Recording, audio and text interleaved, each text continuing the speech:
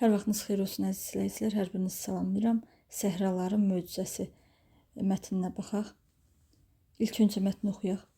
Dəvələr quru yerlərin sakinlərdilər. Bu nəhəng heyvanlar çəkisi 500 kiloqrama çatır. Dəvələr qoşadırnaqlılar ailəsinə aiddir. Dəvələrin ayaqları uzun olur. Onların boyunları da uzun və nazikdir. Başları da böyük olmur. Dəvənin dodaqları yumşaq olsa da, o tikanları ağzına ata bilir. Dərilər qalın yun qatı ilə örtülü olur. Dəvələrin belində hörgüsləri olur.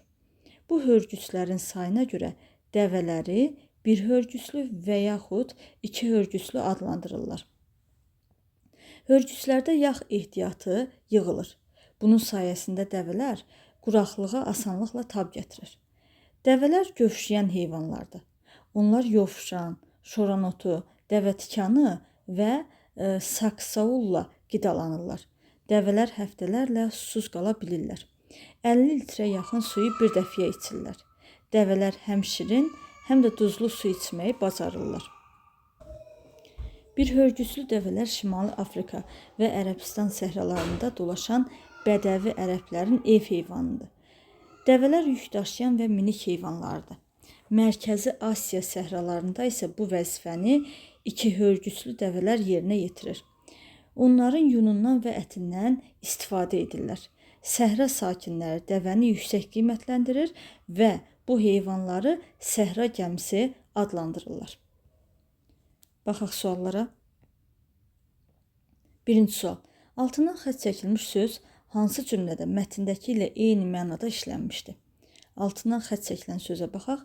Hörgüslərdə yağ ehtiyatı yığılır. Yığılır sözüdür. Demək,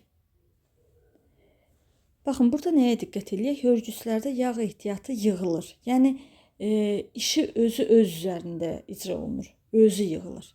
İndi biz də elə bir variant seçməliyik ki, iş özü öz üzərində icra olunsun. Köynək yuyulandan sonra xeyli yığılmışdı. Bu mətndəki mənadan uyğun gəlmir. Tarladakı məhsul yığılmışdı, kimsə tərəfindən yığılır. Bu da uyğun gəlmir. İclasa çoxlu adam yığılmışdı. Yəni toplaşmışdı. Yəni baxın, hörgüslərdə yağ ehtiyatı yığılır, toplanır. Burada da iclasa çoxlu adam yığılmışdı, toplanmışdı. Eyni anlamları bildirmiş olur. Demək cavabımız olmalıdır C variantı. D və Y variantındakı cümlələrlə də uyğun gəlmir. İkinci sual. Mətnə əsasən düzgün ardıcıllığı müəyyən edin. Yəni, nədən danışılıbsa o ardıcılığı tapmalıyıq. Demək, burada birinci gələr nə?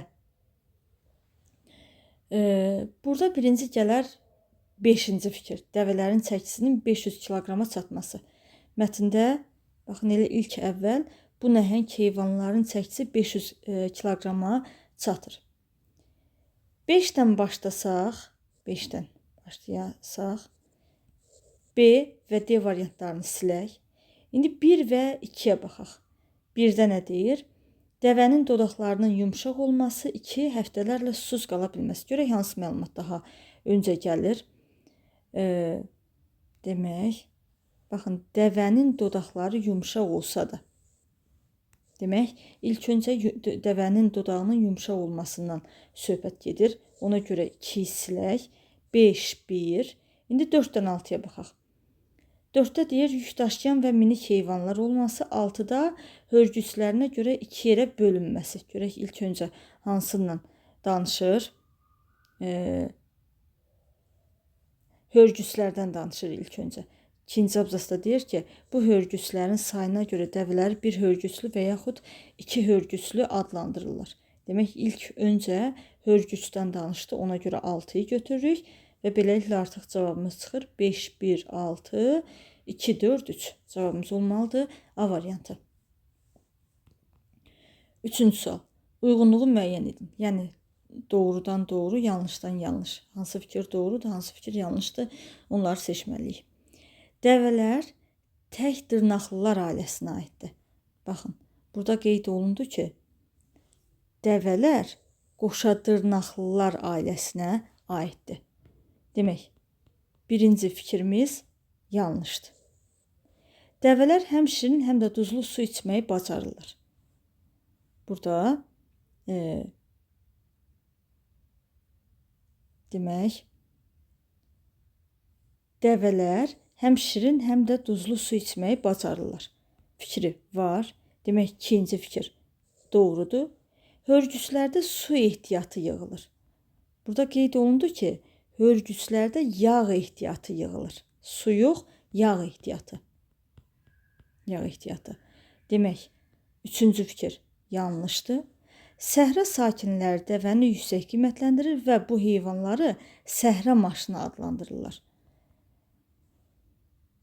Demək, bu haqda harda deyildi? Səhra sakinləri dəvəni yüksək qiymətləndirir və bu heyvanları səhra gəmisi adlandırırlar. Maşını yox, gəmisi. Demək, dördüncü fikir də yanlış fikirdir. Bir hörgüçlü dəvələr Şimali Afrika və Ərəbistan səhralarında dolaşan bədəvi ərəblərin ev heyvanıdır. Bədəvi ərəblərin ev heyvanı. Bəli. Bir hörgüçlü dəvələr Şimali Afrika və Ərəbistan səhralarında dolaşan bədəvi ərəblərin ev heyvanıdır. Bu fikir demək nədir? Doğru fikirdir.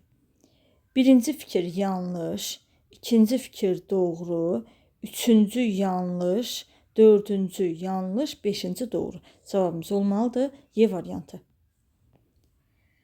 Dördüncü sual. Mətndə hansı sualın cavabı yoxdur? Bir dəfəyə nə qədər su içirlər? Baxın, burada qeyd olundu ki, 50 litrə yaxın suyu bir dəfəyə içirlər. Demək, bu sualın cavabı var. Dəvələr gündə neçə kilometr yol gedirlər? Bax, bu suala cavab yox idi. Dəvələr nə ilə qidalanırlar? Qidası haqqında yazmışdı. Demək, onlar yovşan, şoran otu, dəvətikanı və saksaulla qidalanırlar. C variantının cavabı var. Dəvələr neçə hörgüçlü olur? Burada məlumat var idi o haqda. Demək, bir hörgüçlü və yaxud da ki, iki hörgüçlü adlanırlar. Dəvə daha çox harda yaşayırlar? Daha çox harda yaşamalarıyla bağlı da dedi ki, Şimali Afrika və Ərəbistan səhralarında yaşayırlar. Bu haqda da demək məlumat var. Cavabımız olmalıdır B variantı. 5-ci sual. Tünd qara hərflərlə verilən söz haqqında doğru fikirləri seçin. Hansı nümunədə mətndəki ilə eyni mənada işlənmişdir? Tünd qara hərflərlə verilən söz, demək, Ərəbistan səhralarında dolaşan sözüdür. Dolaşan sözünü, yəni mətndəki mənası gəzmək mənasındadır. Ona nümunədə dolaşdım dünyanı, yəni dünyanı gəzdim. Demək, cavabımız olmalıdır C variantı.